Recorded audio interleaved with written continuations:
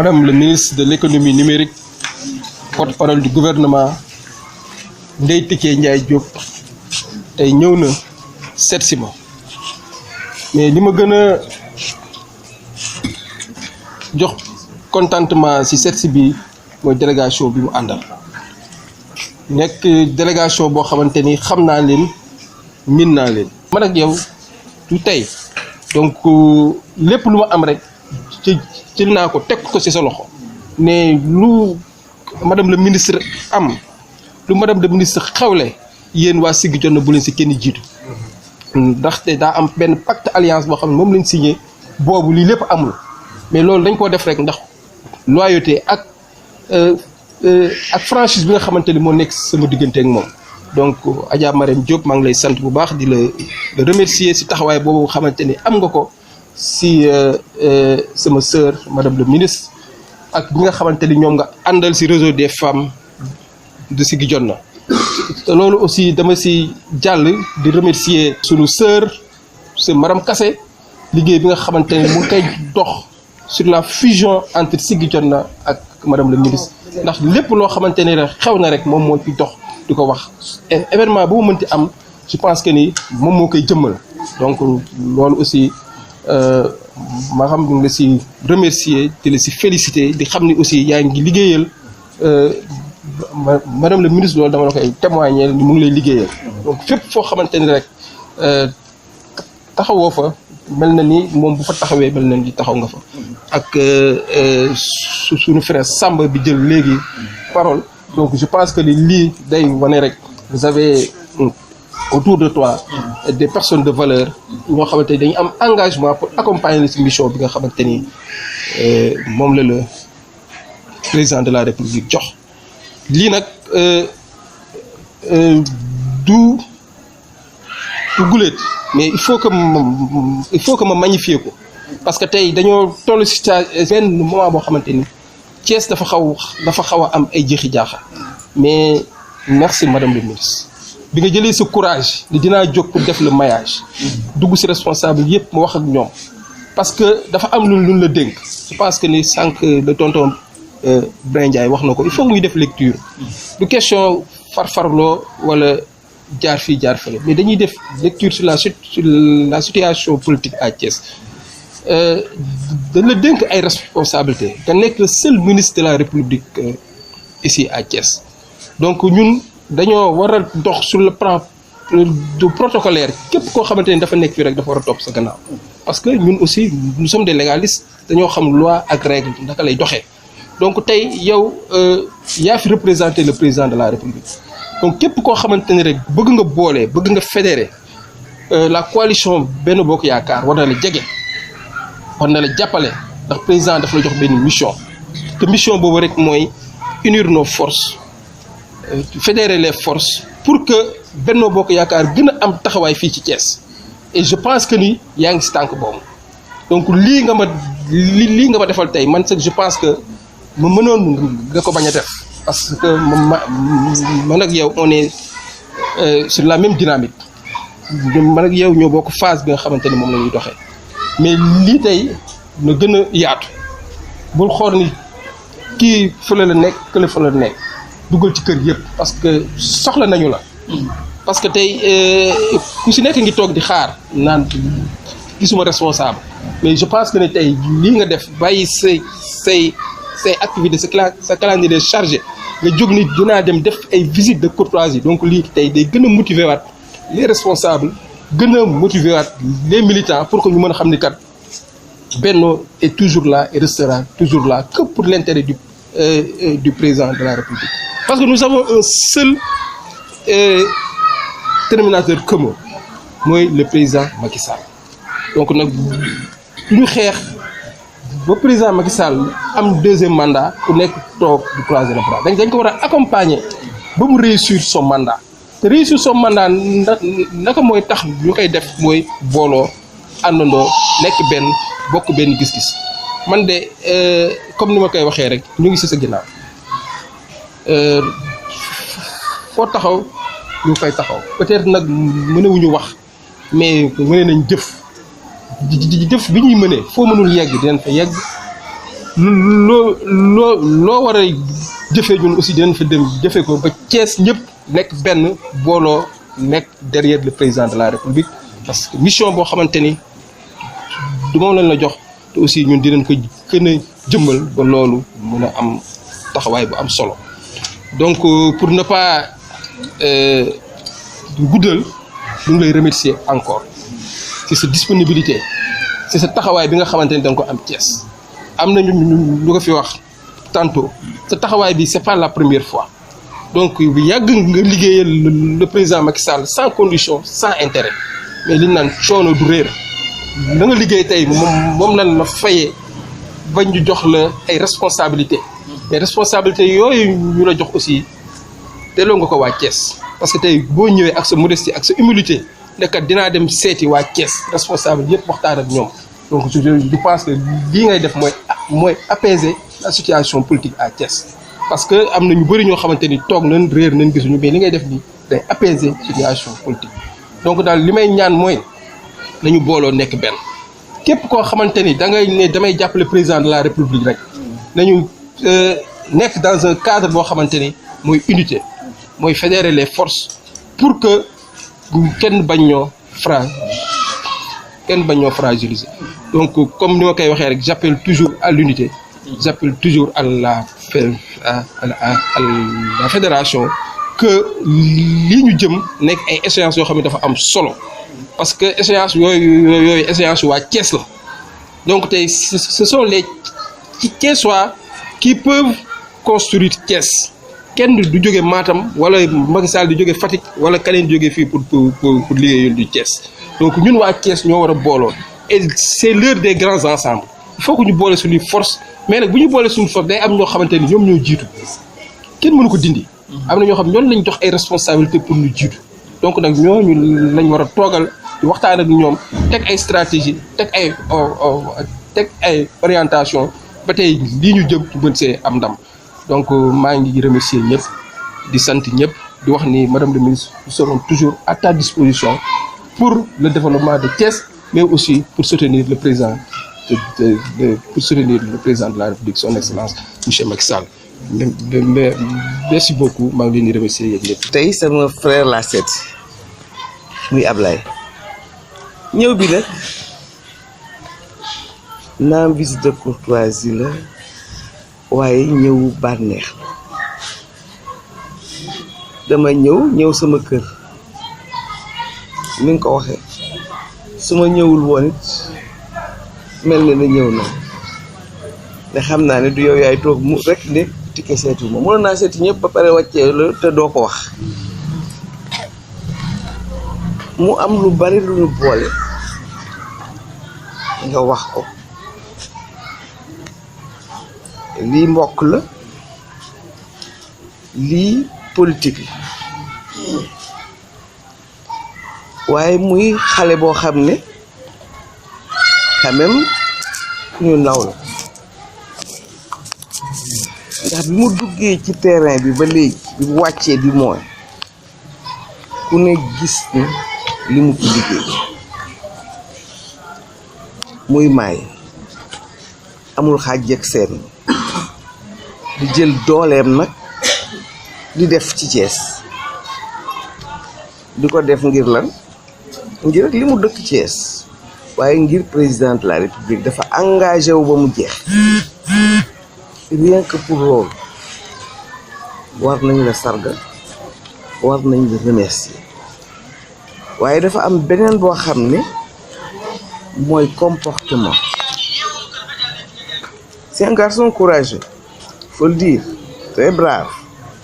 waaye ku am fayda la ku am positif la macha allah ku ñu naw la kooku boo ko amee ci dëkk da nga koy valoriser reconnaître ko looloom du wàññi ci sa bos dara. Ablaye li ngay def ci askan wi gis nañ ko président yëg na ko man yëg naa ko samay morom yëg na parce que tam lu ñëpp xam la mais nit danga koy jàppe yow na nga mel parce que valeur yi nga wax ci man dafa nekk ci yow ndax nit bu xamul valeur du mën a xàmmee ku am valeur nit bu amul valeur du mën a xàmmee ku am valeur day jël valeur yooyu def ko ay contre valeur ndax da koy déranger mais yow sa kàddu gi ba ma la xamee ba tey ak loolu fu ma la woo nga wuyu ma lu tax soo ma wooyee dama la wuy si maa la mag c'est vrai mais sama nawle nga kon ay nit bu ñuy ànd respect considération daf cee baax te moo lal suñu bés bi ci des nag mooy li président wax te nga ne ci parce que fii Thiès mouvement de soutien yi nag dañ fi am solo nga bokk ci mouvement yi nga xam ne que ne dañu am maanaa lool développé président ne moom ak parti allié yi moom Benno Bokk Yaakaar loolu gëpp nañ ko jaaral ci Benno Bokk Yaakaar liggéeyal ko ci Benno Bokk Yaakaar boo gisee muy wax loolu mooy wax nga ko léegi on est dans un monde d'ensemble il faut nga ànd ak coalition ak nit ñi mën a am dara wala nga mën a loolu politique kenn mootul gagner sans coalition yéen na ngeen ñëw ba jeex ci coalition bi mais il faut lu njukkal président nag nañu dañoo bëgg lu ngeen def ngeen defee ko ci cadre Benno Bokk Yaakaar ñii ñëw di ma dimbali fonkal leen encourager leen ànd leen ak ñoom ci unité parce que ñoom laa àndaloon gañe ñoom laa fas yéene di ànd muy nag nit koo xam ne moom ku am li ñu ko waxee ci reconnaissance la moo tax ñun ñu ko gëm suñu bëggee yàgg ak moom faaw ñu dox ci ay tànkam ndax mooy joxe yoon bi te yoon bi il faut ñu comprendre ko mooy daal àndandoo def jàmm li nga ko waxe nekk unité te loolu dafa am lu mu ko illustré bu mu jëlee defee quinquennat bi bu mu jàllee ci premier tour lu mu njëkk a def mooy tàllal loxoom askan bi yëpp waaye rawatina opposition mais ñëw leen ñu waxtaan Sénégal ñoo ko bokk kenn mënu ko xar ñaar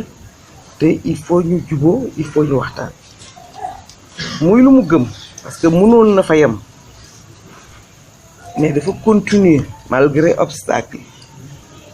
ñëw mu ni dialogue national fexe ba ñu tàmbale ko bi ñu ko tàmbalee da nga daal di gis yu bare ba ci report yi élection yi ñu ànd ci di waxtaan di dal keroog bi ñu ko wooyee ne ko élection yi kañ la mu ni xawma ça veut dire que décidé wu ko dafa ànd ak ñu muy àndal ci dialogue bi pour wax ne date bi tel jour ou tel date kooku gëm na li muy def waaye bi ci gën a neex Sénégalais yi mooy bi mu nangoo retrouvailles yi ak papa Wade le président Wade ci nag encadrement ak ndigalu le khalife général des mourides ñu ko ci gërëm bu baax loolu wane na Sénégal ba tey li fi nekkoon mi ngi fi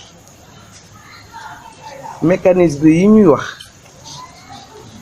Sénégal ñu koy wax bitim réew lan mooy seen secret Sénégal bu ñu defee ne dafay tàkk rek dana am lu ñëw ba loolu ma ne que loolu nag c'est culturel soupape la mën nañu wax ne c'est historique dañ ko mën a waaye dañu am ay ñaan yu fi nekkoon ay mag yu baax yu yiw yu jubóog seen borom ba nga xam ne que ni lu ñu ñaanal ci réew mi dafay am dal ñu donc loolu dama ko ciy félicité ñun ñëpp ñu félicité ko ci gërëm ko ci parce que gis nañ grandeur ak hauteur bi mu defee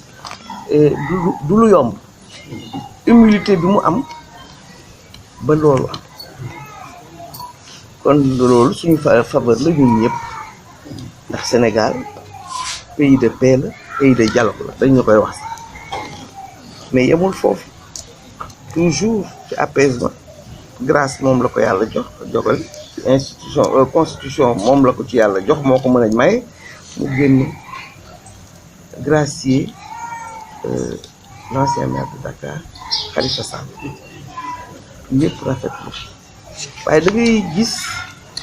Sénégalais yëpp ci kontaan muy wane dimension wu ki ñu àndal sens de responsabilité bi mu am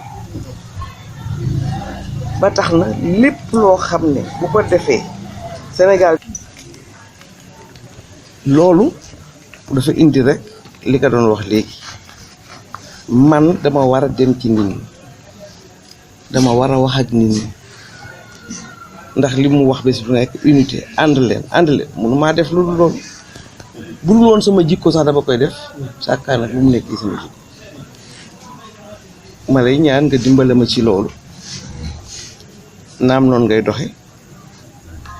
ñu gën a fédéré dëkk ñu am nit ñi wàcce li ne ci xol yi ñu gën a gëm fi nga xam ne moom lañu moo nekk suñu kanam gën ko déggal Thiès bu dalee lu ñu fi bëgg mën nañ ko am ndax da ngay xool tu es un homme d'affaires les investisseurs fu amul jàmm lu ñu fa ñëw lu tax ñuy ñëw Sénégal jàmm parce que da ngay sécuriser sa lépp yii ñuy def itam ñu ngi am ndam rek ci bu ñu ànd nekk benn kon ma fas yéene dox ci loolu yaa ngi ciy dox ma ne ñaan nga dimbale ma ci ñi dimbale ma ci sama frères yi parce que anciens yi aussi il faut ñu louer li ngeen di def mooy mag ñi les sages comme vous le dites dañu nekk di pousse rek di ñaw loolu nag nit ñi xamuñu sax dayoom ndax lu bari ñu ngi koy defar ci suuf di conseiller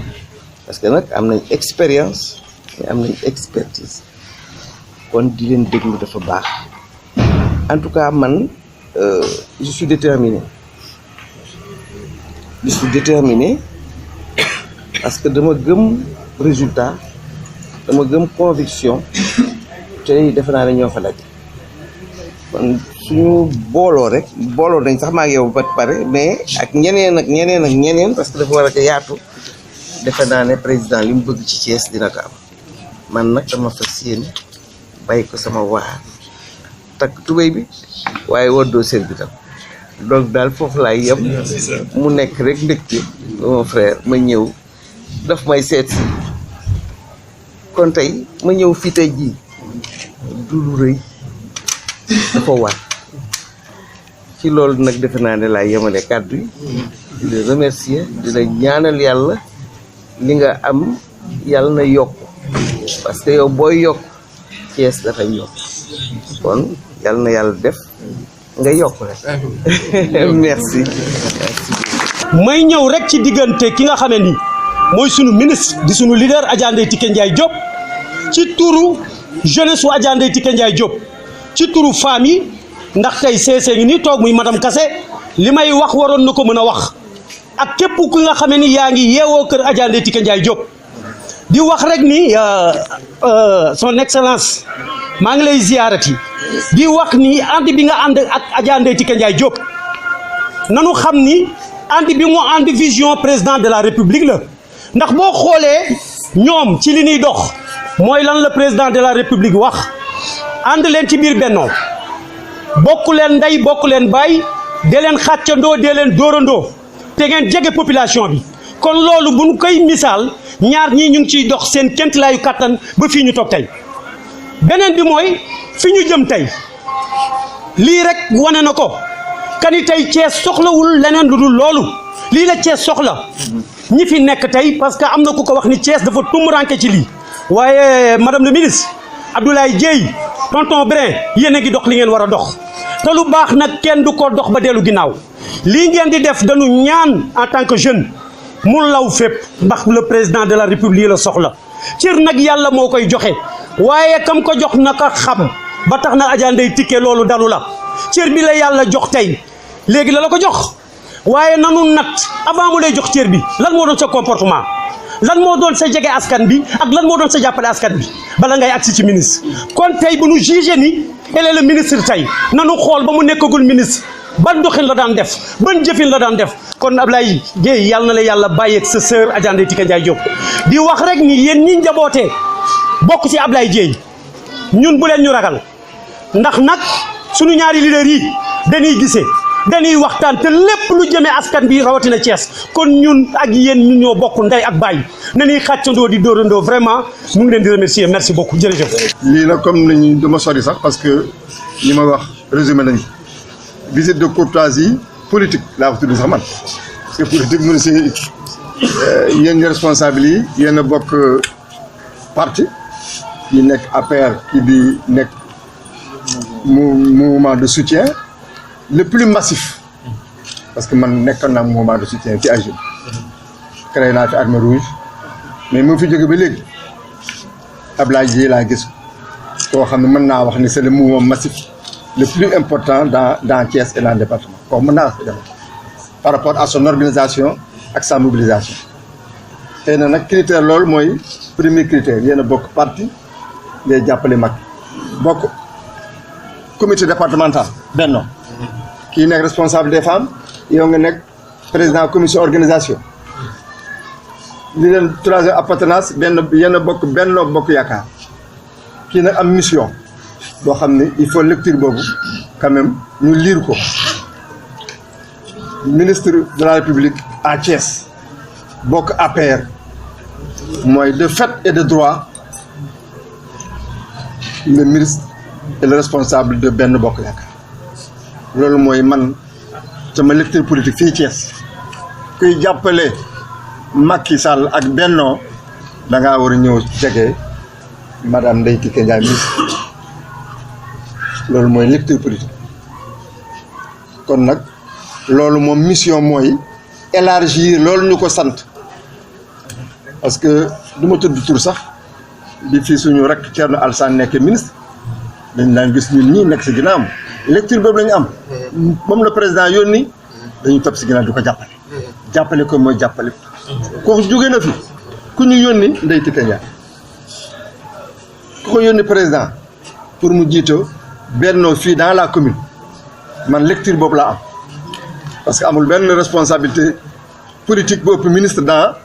un département dans une commune amul mais nag moom dafa ñu nii yéen ñi may xelal nan laa war a def ñu ne ko élargir parce que yow kenn mënoo demal sa bopp te président de dafa élargir am coalition Moustapha Niasse nekk fii Tanor Ndeb si yàlla nekk fii ay ñeent ñi di ko jàppale moom te mënuñu nan élargir et renforcer ses responsabilités moo tax mu ne tey dinaa ñëw seet si Ablaye Dièye ni mu seeti woon docteur Ndiaye ni mu seeti woon yeneen responsable loolu mooy renforcer coalition bi c'est ki nga seet si jar naa seet si ndax xale la am na moyen dépendre si yow dépendre si président